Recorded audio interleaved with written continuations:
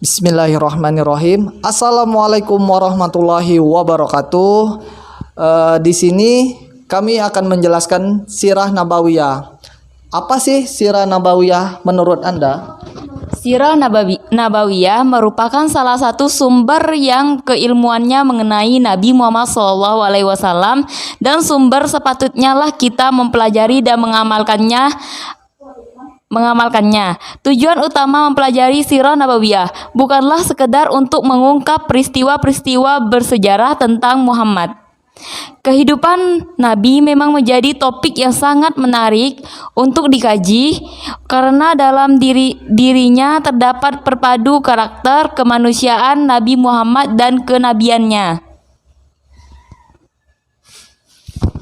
Oh, jadi sirah nabawiyah itu adalah perjalanan atau kisah-kisah Nabi. Kisah tentang Nabi terdahulu.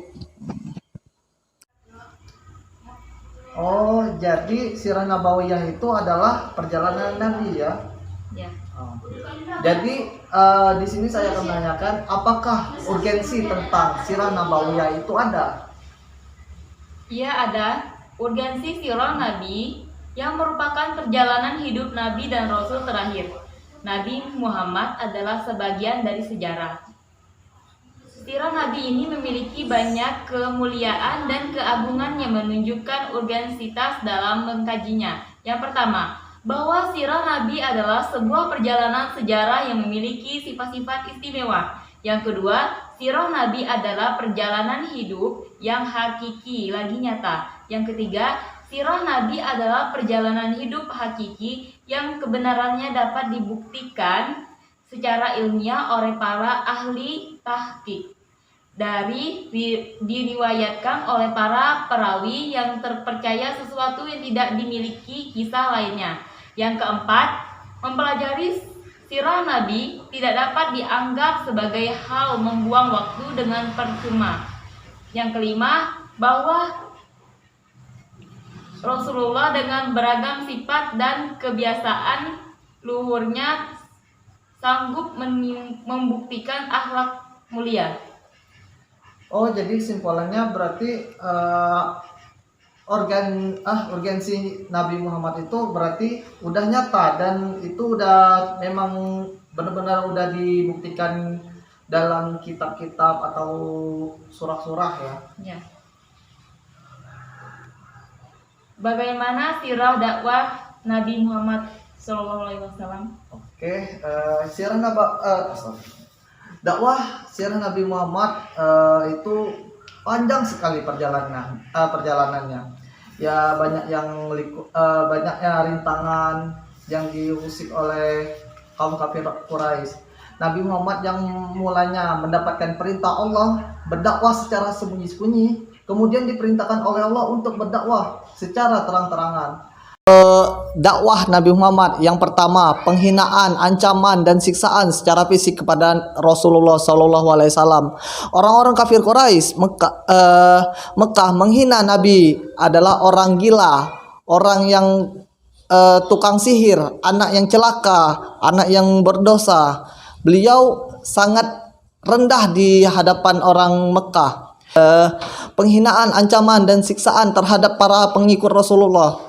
Di antara para sahabat yang menerima siksaan dari kaum kafir Quraisy, ya itulah Bilal bin Rabah yang disiksa dengan ditelentangkan di padang pasir saat siang hari dan ditimpakan batu besar di perutnya.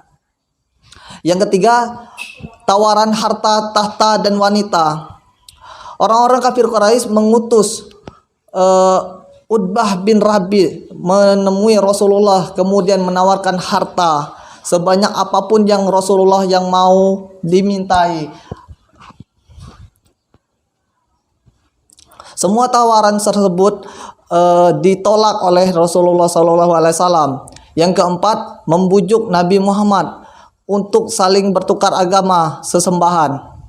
Marilah kami menyembah Tuhanmu yang kamu sembah dan kamu menyembah Tuhan yang kami sembah. Kita bersama-sama ikut serta dalam Wahai Muhammad, mari kami menyembah Tuhanmu yang kamu sembah dan kamu menyembah Tuhan kami yang kami sembah. Kita bersama-sama ikut serta dalam perkara ini. Ternyata agamamu lebih baik dari agama kami. Kami telah ikut serta mengambil keuntungan dari agama kami. Membujuk dan memprovokasi Abu Thalib. Orang-orang Quraisy mendekati Abu Thalib yang merupakan paman sekaligus pelindung Nabi Muhammad dalam berdakwah. Akan tetapi Abu Thalib tahu hasutan orang-orang kafir Quraisy karena Nabi Muhammad itu adalah keponakannya sendiri. Yang keenam, menghasut masyarakat Mekah. Orang-orang kafir Quraisy berusaha menghalangi orang-orang Mekah yang ingin masuk Islam dan menghalangi dakwah-dakwah Nabi Muhammad SAW. Akan tetapi niat orang-orang Mekah itu tidak getar dan orang-orang Mekah itu tetap satu pendirian untuk mengikuti ajaran Nabi Muhammad SAW. Mengasingkan Bani Hashim dan Bani Muttadi. Mereka bersepakat membuat surat pengumuman yang ditempel di Ka'bah yang berisi dilarang menjual beli, pernikahan dan lain-lain. Dan yang kedelapan, mempengaruhi pemimpin negara-negara tetangga untuk menolak Islam dan kaum muslimin. Di negara Habasyah, kaum muslimin mendapat ketenangan dan perlindungan dari raja yang adil tersebut.